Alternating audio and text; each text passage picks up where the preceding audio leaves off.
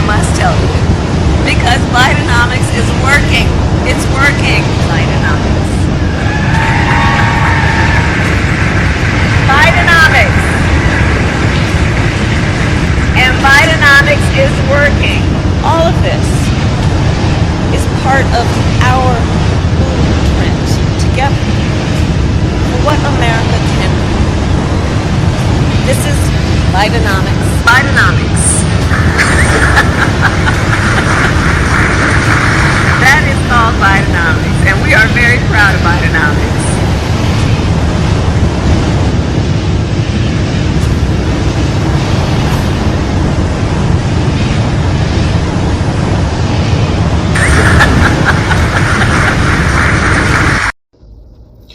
Hi folks, this is Peter Boykin, and this is hashtag Go Right with Peter Boykin. We got a lot of news to talk about. We're staying on the topic of Kamala Harris today, because she's apparently the person we got to beat in 2024. We'll be right back. I think it's time for us to go right.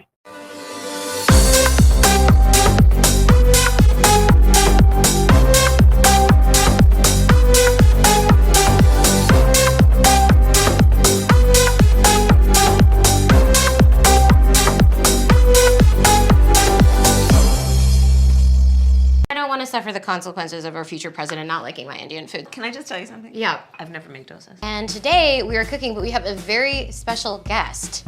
Very special. Senator Kamala Harris. Hi guys. Wait, so here's what I want to know. Okay, so what we're gonna cook today is an Indian recipe. Yes. Because you are Indian. Yes. Okay, and I don't know that everybody knows that, but I find that wherever I go and I see Indian people at the supermarket, on the street, everyone's like, you know Kamala Harris is Indian, right? It's like our thing we're so excited about to have you running for president. Yeah. So we're both Indian, but actually we're both South Indian. Yes. You look like the entire one half of my family. Okay, thank you. You do. I've been telling people we're related already, so this is perfect. It's basically true. And so, were you raised eating South Indian food? South Indian food. Lots of rice and yogurt, potato curry, dal, lots of dal, idli. Yes, idli. That's a deep cut.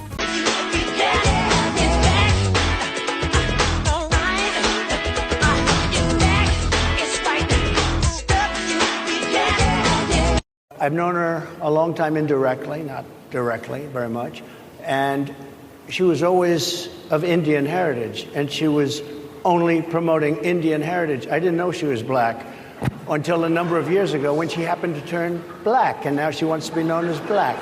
So I don't know, is she Indian or is she black? She is always identified as a black woman. She went to a historically black college. I respect either one, but she obviously doesn't, because she was Indian all the way, and then all of a sudden she made a turn, and she became a black person. Just to be clear, sir, do you believe that she is... I think somebody should look into that, too, when you continue in a very hostile, nasty tone. It's a direct question, sir. Do you believe that Vice President Kamala Harris is a DEI hire, as some Republicans have said? I really don't know. I mean, I really don't know. Could be. There are some, and there are... The former president's comments yesterday to the National Association of Black Journalists, where he said that Vice President Harris is, quote, all of a sudden black.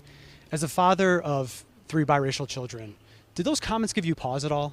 They don't give me pause at all. Look, all he said is that Kamala Harris is a chameleon. She goes to Georgia 2 days ago. She was raised in Canada. She puts on a fake Southern accent. She is everything to everybody, and she pretends to be somebody different depending on which audience she's in front of. I think it's totally reasonable for the president to call that out, and that's all he did. I mean, look, she's running as a tough-on-crime prosecutor, even though she implemented open border policies. She's saying that she wants to support the police, yet she wanted to defund the police just 3 years ago. It's totally reasonable to call out the fact that she pretends to be somebody different depending on the audience she's talking to. Democratic Party has rallied behind Kamala Harris as the presidential nominee. In a surprising turn of events, Vice President Kamala Harris has quickly gained overwhelming support among Democrats, with a recent poll revealing that 8 in 10 Democrats are satisfied with her candidacy for president. Now remember, this is the same Kamala Harris that had hardly any faith when she was running for president to begin with. Now this data comes from a survey conducted by the Associated Press NORC Center for Public Affairs research following President Joe Biden's withdrawal from the race. Again, I don't like polls. I think that they change too much to be considered in reality fact, but this is what we can go for today at this little snapshot. The enthusiasm for Harris is particularly notable given the party's earlier lukewarm response to Biden. A separate poll conducted before Biden's withdrawal showed that only 4 in 10 Democrats felt somewhat or very satisfied with him as the likely nominee. The stark contrast highlights the rapid shift in sentiment within the Democratic Party, indicating a strong coalescence around Harris. Because at this point it was like anybody but Biden, please give us a viable candidate, somebody that we can get behind, and that's what they're doing. Now, this is all much of a surprise with the widespread satisfaction, considering that Democrats who complain about the, quote, Democrat process being stolen all the time were, quote, actually deprived of their right to vote for their own candidate. Because she didn't get voted in, really. They didn't do a primary that had her name on the ballot. This is just a torch passed down. Now, this is a large concern over the party's internal democratic processes.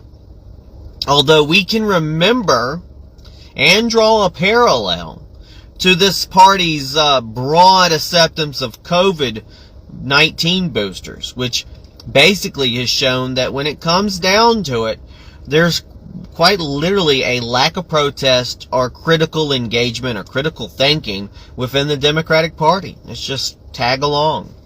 Of course, to be honest, this viewpoint reflects a broader criticism and skepticism, which is clearly opinion-based by me and many others.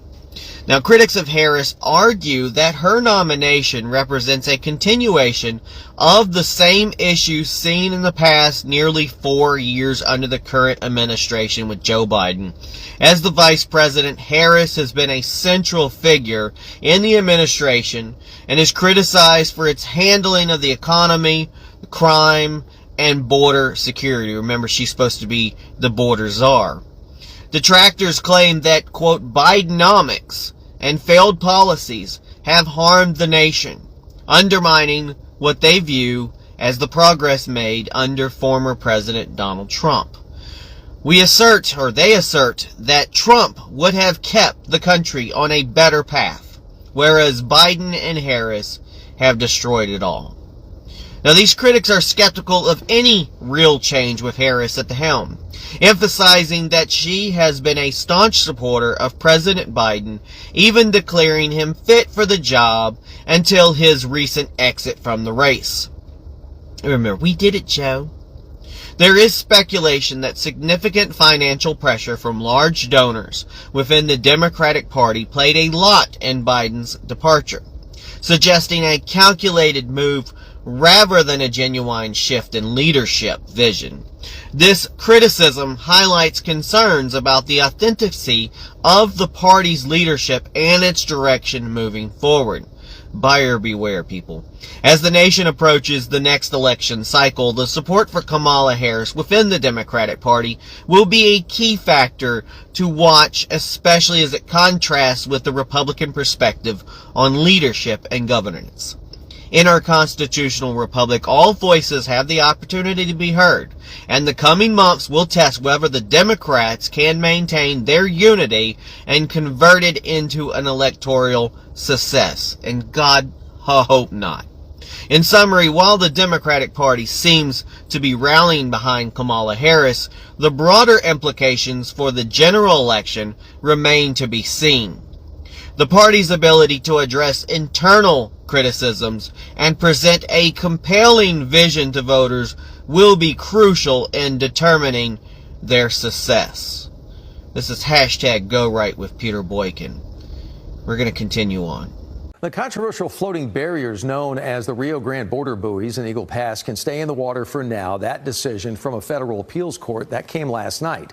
Ken Molestina explaining why Governor Abbott is now claiming this is a victory and why those who want it removed vow to keep on fighting. This is the floating barrier, made up of large orange spheres or buoys installed by Governor Greg Abbott and intended to deter illegal border crossings. It's about the length of 3 football fields, and it's been sitting in the Rio Grande and Eagle Pass for more than a year. Now, after lawsuits over its legality, the Fifth Circuit Court of Appeals says they can stay. Am I upset about the decision? Yeah, I am very upset because the reality is it's just a ploy. It's just a political stunt. Jesse Fuentes is with the Eagle Pass Border Coalition and owns a small river tour company in the area. He was the first to sue before the Biden administration jumped on board with the effort. What do you think is the next step for you all now legally, now that it's been decided that they could stay? I have a feeling that we will send this to the Supreme Court. Eventually, it's going to get to the Supreme Court. And I mean, there's precedent there, hundreds of years of precedent that protects that river. While Fuentes vows to keep pushing for yet another appeal, Governor Greg Abbott responded in a statement calling this a victory over the Biden administration and a win for his efforts to secure the border. He said, quote, "We fought to keep these barriers in the water, and with the Fifth Circuit's decision, that is exactly where they will remain. This fight is far from over." Fuentes says as long as the buoys stay there, the natural ecosystem will suffer. They've obstructed the flow of water. They've collected sediment and debris. They're forming an island. They're coming apart at the seams. Ken Molestina, CBS News, Texas. And we should note that the trial to ultimately decide the future of the border buoys, barring appeals, of course, regarding the Rio Grande, is scheduled to begin Tuesday of next week in Austin, and we'll be covering it for you. So Texas has secured a border victory over the Biden-Harris administration. Finally. In a significant ruling, the 5th U.S. Circuit Court of Appeals has allowed Texas to keep a floating barrier in the Rio Grande. This decision comes as a victory for the state against the Biden-Harris administration, which has sought to remove the barrier. The barrier, designed to deter illegal immigration from Mexico, stretches the length of 3 soccer fields and is anchored by concrete in Eagle Pass, Texas.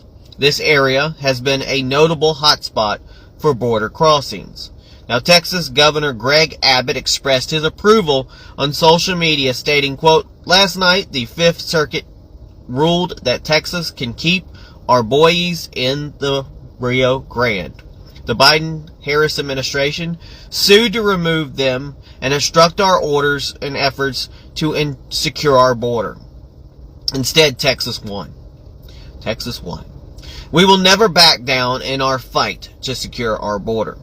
Abbott's statement underscores Texas' commitment to bolstering border security, a priority for the state's administration under his leadership. Now, the Biden-Harris administration, argues that the barrier violates the Federal Rivers and Harbor Act, anything that can pull out of a hat, right, and poses risks to human rights and the environment. This concerns highlights a broader debate over the legality and the ethics of such measures. And this court decision is not the final resolution, but allows the barrier to remain while further legal proceedings continue. This case reflects ongoing tensions between state and federal approaches to border security. You know what would fix this? A big, beautiful wall. A wall that works, that's borders are closed, not wide open like they are technically down the street from border crossing Eagle Pass right now. Now, in related news, the New York State Supreme Court recently ruled against New York City Mayor Eric Adams' effort to stop Texas from busing illegal immigrants to the city, illustrating the national scope of the immigration issue. So, New York, you can have all the illegals coming into Texas. You deal with it. Now, under the Biden-Harris administration, over 10 million illegal immigrants have entered the United States. That's less than 4 years. 10 million more people. Critics argue that the administration's policies are insufficient to control the situation, while supporters emphasize the need for comprehensive immigration reform. This situation remains a contentious issue within American politics, with states like Texas taking independent action to address border security concerns. Source of this is National Pulse, and this is also on GoRightNews.com. I'm going to tell you, we got to keep our border secure. We got to keep our border secure. It's not about not wanting people to come in and not people wanting to immigrate. Even though it was up to me, I'd put a 20-year moratorium on immigration, case-by-case basis, secure our nation completely, because that's the job of our nation, is secure our borders. But, you know, they fail at it. Meanwhile, people suffer. People can't get the medical needs that they desire because of all these extra unwanted people.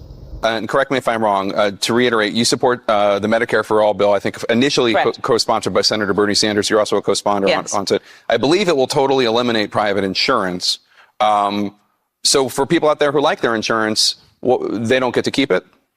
Well, listen, the idea is that let's eliminate all of that. Let's move on. And moving on to Kamala Harris again. Kamala Harris's health care stance raises concerns among private insurance holders because Kamala Harris wants to eliminate private health care insurance. Now, as the United States approaches another crucial election period, it's essential to scrutinize the policy positions of candidates vying for leadership roles in our constitutional republic, such as Kamala Harris, a prominent figure in the Democratic Party who has sparked significant debate over her stance on health care, a critical issue for many American voters. During the 2020 presidential campaign, Harris made waves by expressing support for a Medicare for All bill introduced by Senator, give me a moment, I'm Bernie Sanders.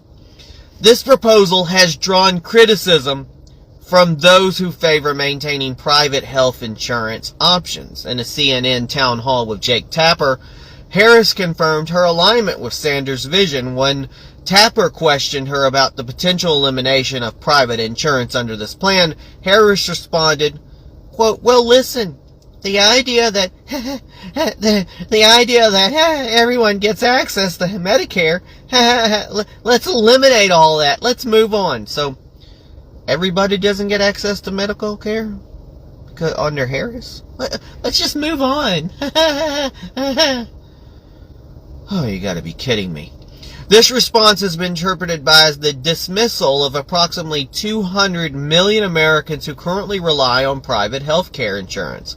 According to a recent survey, 68% of voters oppose the idea of ending private health care, highlighting a significant divide between Harris's proposals and public opinion.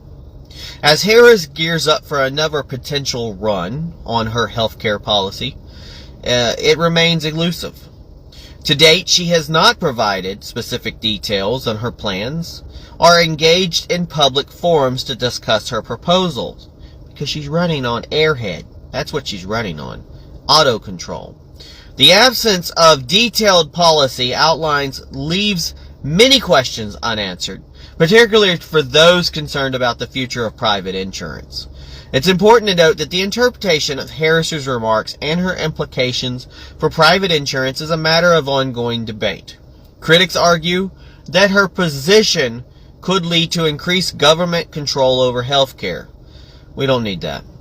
While supporters claim it aims to ensure universal access to medical services, there's nothing bad with that because I personally think healthcare is a right. That's one thing that we should be doing. I don't believe in for-profit insurance.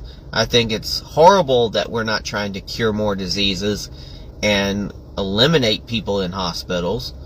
And as long as you keep it a profit, there's no incentive to fix things.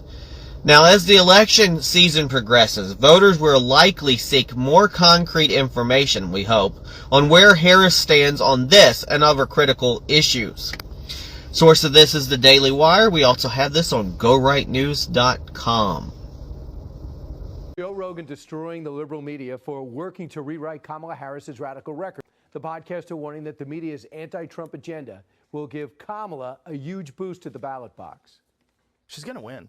I feel like we are in this very bizarre time where people are giving in to the in a way that I never suspected people would before.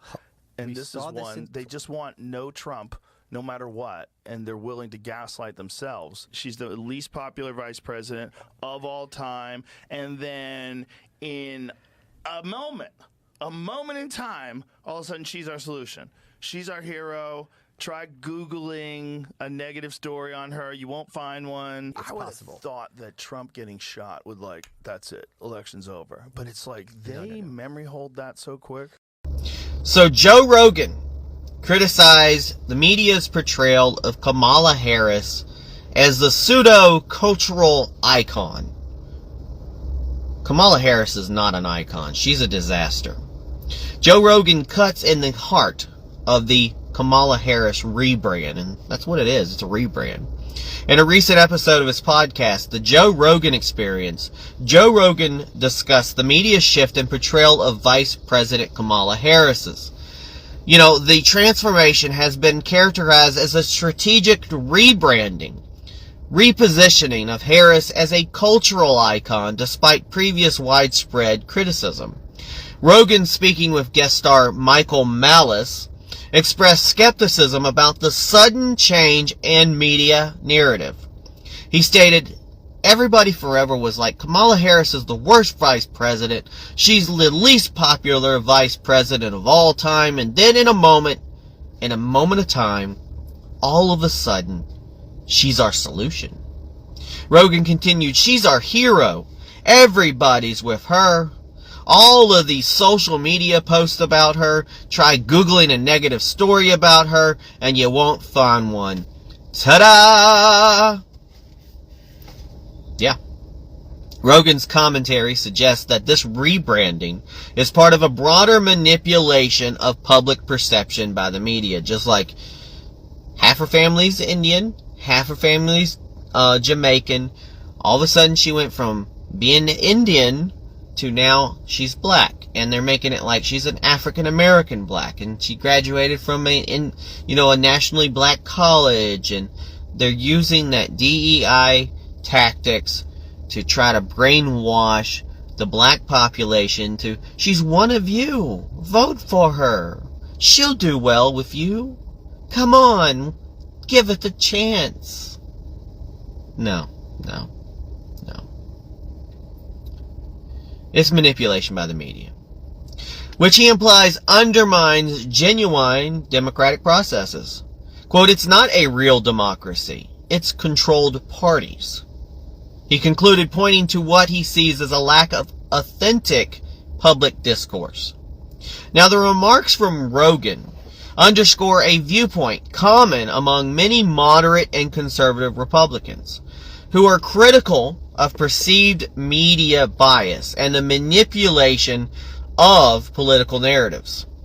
This perspective aligns with the constitutional republic's principles, emphasizing the importance of a free and unbiased press as a cornerstone of a functioning democracy. And it's important to note that Rogan's comments reflect his personal opinions and should be considered as such. His assertions about the media's portrayal of Harris and the state of democracy highlight ongoing debates about media influence and political transparency in the United States. And that's brought to you by the Daily Wire, and that is also on GoRightNews.com. The U.S. is experiencing record inflation, the worst in 30 years, way beyond expectations. OPEC didn't increase oil production. Can you tell us a little bit about how you would prevent the new spending in your Build Back Better agenda from exacerbating the problem? And also, what else are you going to do to fix this problem with inflation? All right, thank you. Well, let's start with this.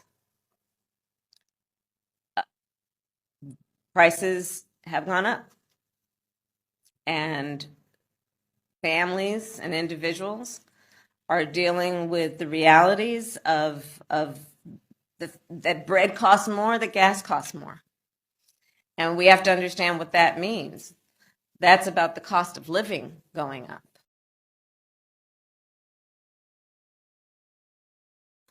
That's about having to stress and stretch limited resources. That's about a source of stress for families that is not only economic, but is on a daily level, something that is a heavy weight to carry. So it is something that we take very seriously. But there is also a point that is important to make on the Build Back Better framework. One, it is designed to make it less expensive for working people to live.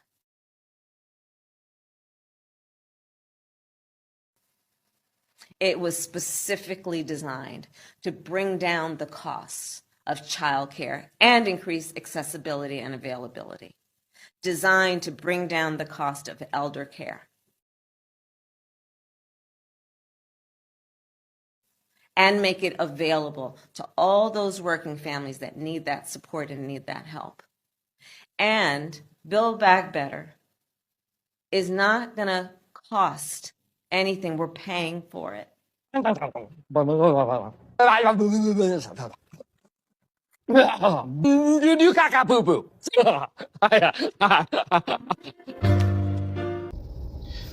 let's give you the hashtag #GoRight Roundup.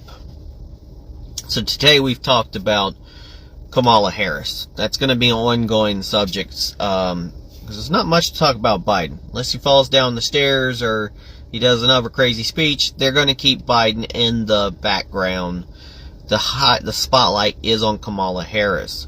Like they said, the polls are saying Kamala Harris is this, Kamala Harris is that. And yeah, I've given airtime to Kamala Harris, but like I've been saying, you have to point out, you have to get the information out there. And if the media will not downplay her, will not talk bad about her, they're only going to boost her. They're only going to boost her ratings and talk about how wonderful she is. They won't talk about how she only had 4% when she was running. 4% of popularity when she was running originally in the fold, that she dropped out before the actual primary, so she doesn't even voted on at all. She hasn't been on a ballot, I don't think, for president, but yet she's now going to be the nominee. That says a lot for the Democratic process. I know their candidate was bad, but people voted on that candidate. They waited till the 11th hour. They should have had her on the ballot. He should have dropped out. This takes away from a lot of other people who had the opportunity to come forward to run as a Democrat. Maybe a little bit more sensible people. Maybe a little bit more viable to go against Donald Trump. This also helps Donald Trump out. But we have to fight if you want Donald Trump to win. First, we have to make sure there's no more cheating going on. Two, we have to make sure that none of these 10 million or so illegal aliens who's gotten here in the last 10 years, or no, 4 years, less than 4 years, my bad, 10 million are not voting. That you have to be an American citizen and prove that you're voting. And we have to work on those measures locally and statewide and federal-wide. We have to make sure that only the right people are getting absentee ballots. We have to work the polls. We have to show up and make sure no hanky-panky is going on. Because our election was stolen in 2020. I don't care what YouTube thinks. I don't care. For a long time, I lost one of my YouTube channels for talking about this. And then they secretly let you go ahead and talk about it now. Because they know what's up. They'll say unfounded this, unfounded that. But it's, again, I brought up this. It's unfounded if you let the person who's supposed to honestly look over the information, to gatekeep the information, to secure the information, if that person is also the person doing the cheating, and they erase their tracks, then there's nothing to see here. I made this allusion. If the murderer, if somebody murdered somebody, but they were also the investigation, they were the investigator of the murder, not only would they know how to remove the evidence, they would also be the one investigating the murder. And they would say nothing to see here. And they would give that to the media. And they would give that to the judges and the lawyers. And they would get rid, and they would get away with murder. And that is how they got away with murdering our last election. By cheating. And I know a lot of crackpops and other things like that, and you had the whole QAnon movement and all that, and you had a lot of extra false information from both sides that really screwed up the information. And then you had the complications, January 6th and everything. But we all know what happened, folks. We've been joking about the cheating from the Democratic Party for years and years. It's a joke. We all know about it. They joke about it. Talk about dead people voting, etc., and the rolls not being closed and, unacceptable votes. We've got to work on something. We have to work on that. Because, Donald Trump said the other day, vote for me now, because there probably won't be any more voting after that. Yeah, you need to vote for me now because the whole system's gone to hell. We might not have a political system after 4 years. We don't know. The future is unwritten. The future is uncertain. And the future is up to you. And it's time for you to hashtag go right. For America. Do right. Be right. And then maybe the country will be right. Have a good day. God bless. Peace.